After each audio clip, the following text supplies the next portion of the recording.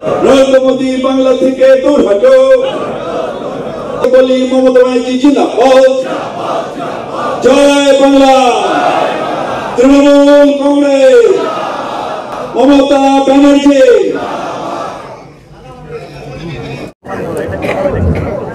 ঠিক আছে, আমাদের ইদ্রিসরা অকালে মৃত্যু হয়েছে, সেই জায়গায় ভোট ডিক্লেয়ার হয়েছে। আমরা পার্টি আলোচনা করে প্রার্থী দেবে। মানে জনসংখ্যা কম এবং উত্তরপ্রদেশে ডবল জনসংখ্যা, সেখানেও 7 দফা, এখানেও 7 দফা, কিভাবে দেখছেন? সেটাই তো আশ্চর্য। এটা হচ্ছে বাংলাকে অপমান করার চেষ্টা। অধীর চৌধুরী এই 7 দফা ভোটকে সমর্থন করেছে, বলেছে বাংলায় অশান্তি হয়। অধীর চৌধুরী যা বলেন বিজেপির কথা বলেন। বিজেপি যেহেতু সমর্থন করেছেন, অধীর চৌধুরী সমর্থন করেছেন।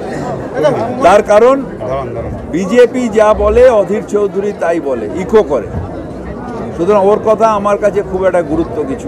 কংগ্রেস এবং বিজেপি থেকে দাবি করা হচ্ছে বহরমপুরে আপনারা বহিরাগত পাবেন, তাহলে তো কেউ স্বেচ্ছায় আসেন, অনেকে আছেন এরকম।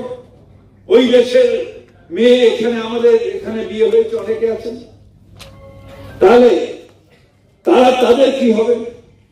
যারা মুসলিম সম্প্রদায়ের মানুষ অনেকে আছেন, চলে কেউ লোক করে, কেউ কারো ঘর ছেড়ে আসে না ভাই।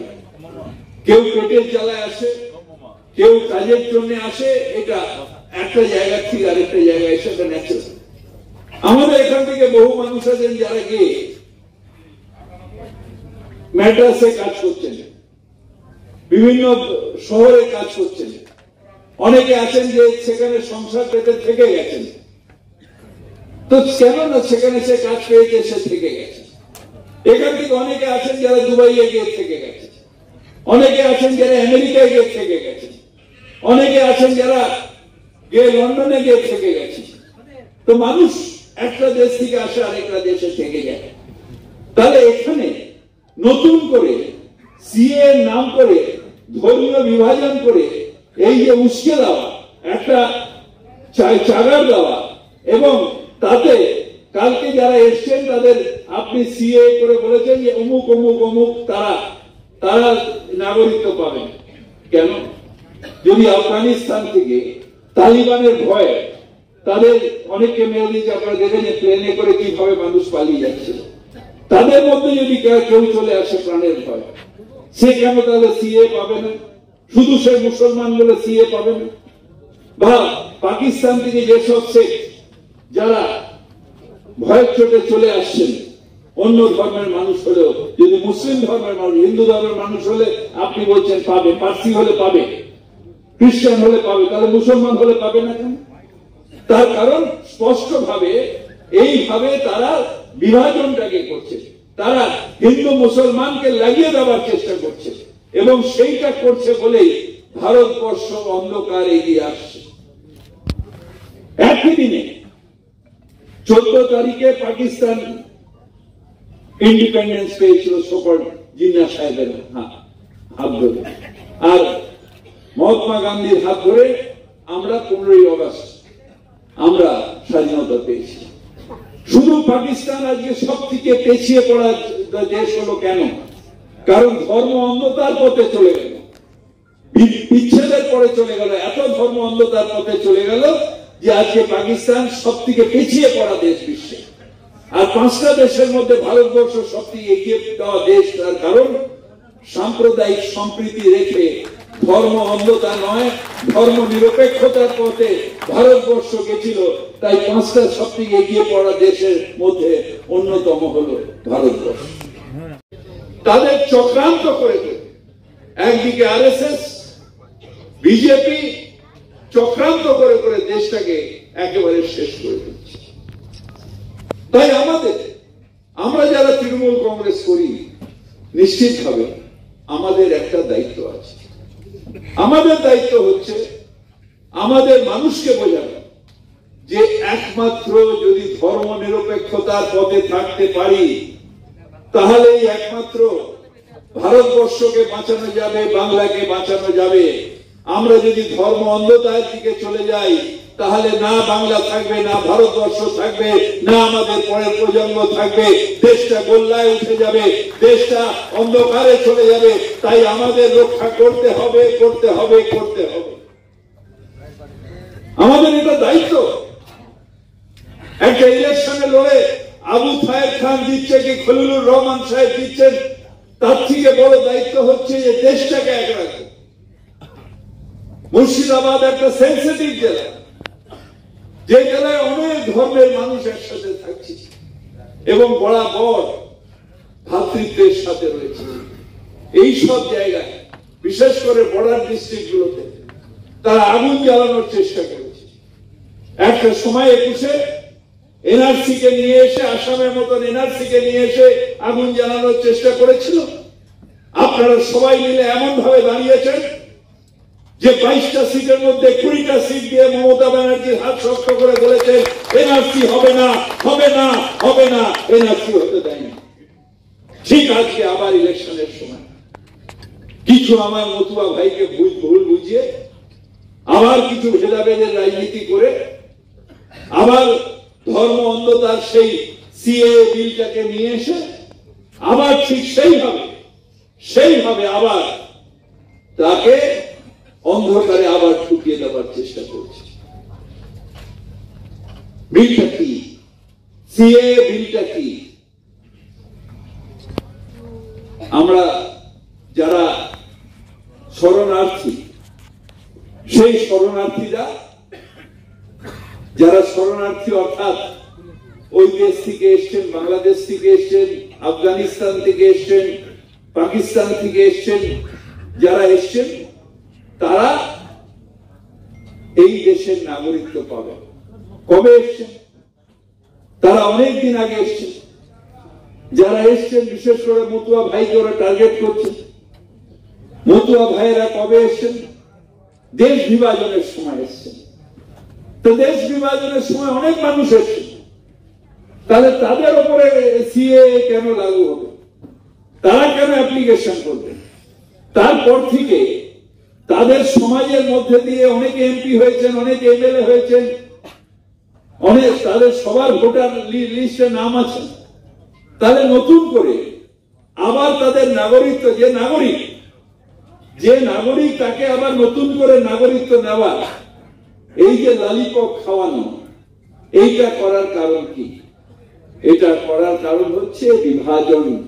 মনের মধ্যে যে বিভাজনটা আছে যে আমি ওই দেশ থেকে এসছি, তাই আমি এখানকার নাগরিক, সেই সময় পার্টিশনের যে যন্ত্রণা, সেইটাকে আবার উস্কে দিয়ে হিন্দুত্বের নামে ভোটটাকে নেওয়া, এটা হচ্ছে বিজেপির প্ল্যান।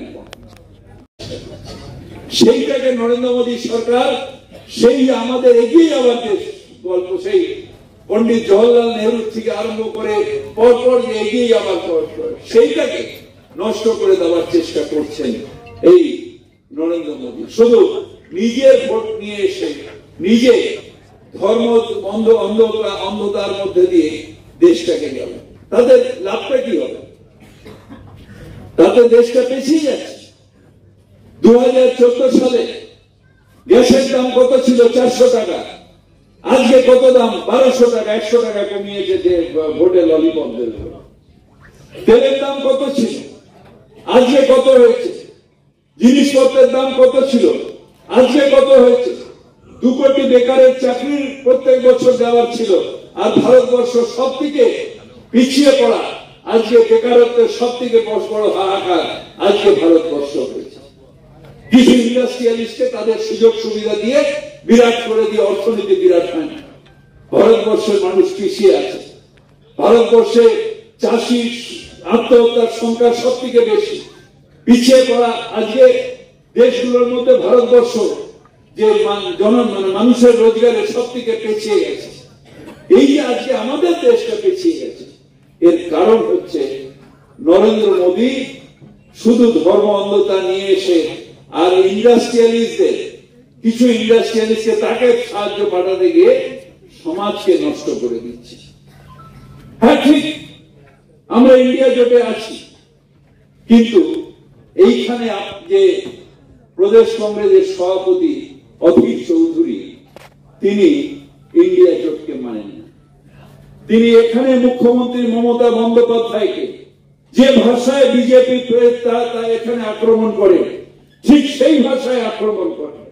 এখানে আমি তো স্পষ্ট ভাষায় বলবো, যদি সত্যিকারের বিজেপির সত্যিকারের দালাল কেউ থাকে তার নাম অধীর চৌধুরী।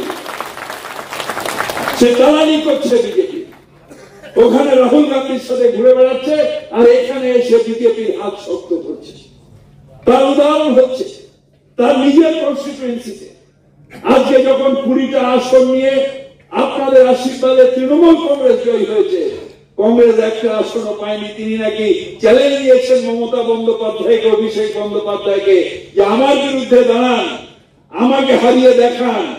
আর তুমি নিজে তোমার ওখান থেকে একটা এমএলএ বার করতে পারলে না, অর্থাৎ বিজেপিকে 2টো সিট ছেড়ে দিলে, বাদ বাকি জায়গায় তৃণমূলের সাথে পারলে না। যতটা দরকার ছিল সেই সিটটা ছেড়ে দিয়ে তুমি ওখানে বিজেপিকে ফিট করলে যে আমার ইলেকশনটা দেখে নিও, আমি তোমাকে এমএলএ দিচ্ছি, তুমি আমাকে ছেড়ে দিও, বিজেপির সাথে অ্যাডজাস্টমেন্ট করলে। কেন কেন যদি এত ক্ষমতা থাকে, যদি মমতা ব্যানার্জিকে আপনি চ্যালেঞ্জ করছেন এসে আমার বিরুদ্ধে দাঁড়িয়ে হারিয়ে দেখান, তাহলে একটা এমএলএও কেন বার করতে পারলেন না? তার মানে ডাল মে কুছ কালা হ্যায়, ভেতর ভেতর কিছু গোটাপ আছে। আর এটা মাইকে বলতে পারবো না। বিরোধী দলনেতা যা বলেন আপনিও তো তাই বলেন।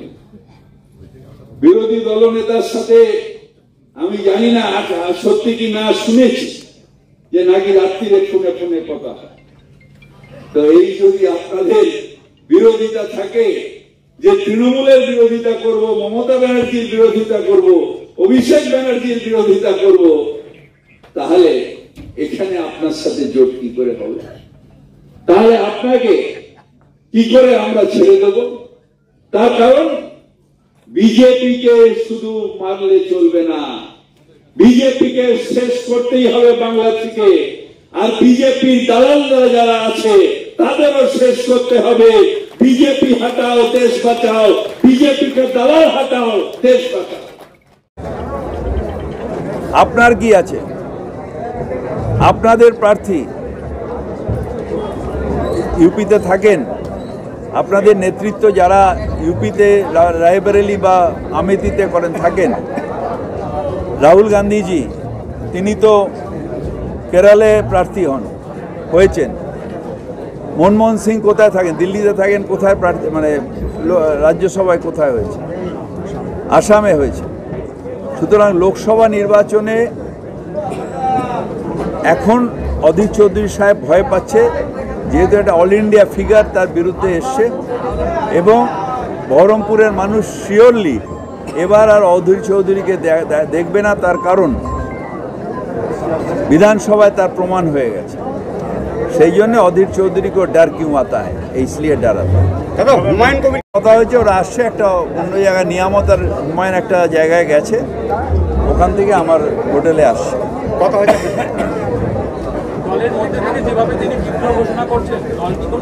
কোনো দলের ব্যবস্থা নেওয়া না, কথা হয়ে গেছে। রিয়াকশান একটু, লোক যারা থাকে একটু রিয়াকশান দেয়। 5টা ভাই তো সমান হয় না। দলে কথা হয়ে গেছে, ওরা আসছে, কথা বলছে, সবাই নামবে। দাদা, আজকে আপনি বললেন যে অধীর চৌধুরীকে এক্সপোজার করার জন্য এই ধরনের একটা ক্যান্ডিডেটকে নিয়ে আসছে, তাহলে কি অধীর চৌধুরীকে বাড়তি গুরুত্ব দিচ্ছেন? বাড়তি গুরুত্ব নয়, অধীর চৌধুরী যে কথা বলেছেন, চ্যালেঞ্জ জানিয়েছিলেন যে কেউ আসুক, তাহলে তার নিজের বিধানসভায় 2টো সিটকে তুলে দিল কেন বিজেপি? সেখানে কংগ্রেস 0 হলো কেন? তাহলে তো বিজেপির সাথে গটাপ ছিল যে তোমাকে আমি এমএলএ দেবো, তুমি আমার এমপিটা ছেড়ে দাও। সেটাকে এক্সপোজ করার জন্য এটা করেছি।